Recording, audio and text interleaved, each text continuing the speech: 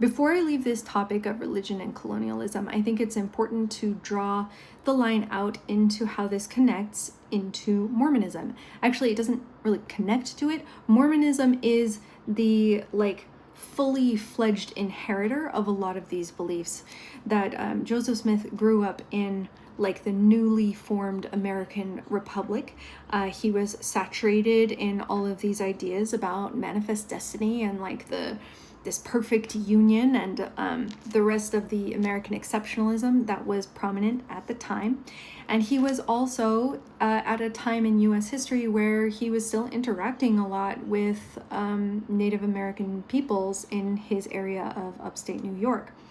And when he wrote the Book of Mormon, the introduction that was written to go at the front of the Book of Mormon was that this book was comparable to the Bible, and it was actually better than the Bible because it contains the fullness of the everlasting gospel, and that it was specifically written to help the imaginary group that he calls the Lamanites, whom he identifies as the principal ancestors of the American Indians. And in recent years, the LDS corporate church has fiddled with this wording a little bit, but they basically still believe this, and they still preach it as doctrine when they can get away with it not in public.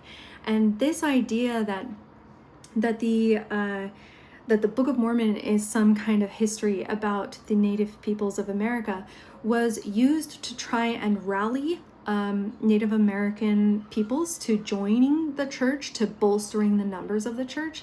It was used to try and gain access to Native American lands. It was used to justify the violence towards Native Americans once the Mormons went west into Utah, because when Native Americans said, no, I don't really want to be part of your church, then the Mormons took that as a sign that oh, well, you're still wicked then, and so we have permission to give you flour laced with cut glass and to massacre your villages and to leave no survivors and push you out and claim words and names and sacred sites and remains of bodies and burials and everything else. All of this is so foundational to Mormonism, and it's kind of impossible to actually understand Mormonism unless you go back and you understand this history of colonialism, because that's what it is. It's codifying colonialism, specifically this total war American colonialism, in a religion. That's what Mormonism is. It was the inheritor of all of that stuff from the Catholic Church, and then it upped it to justify it in America.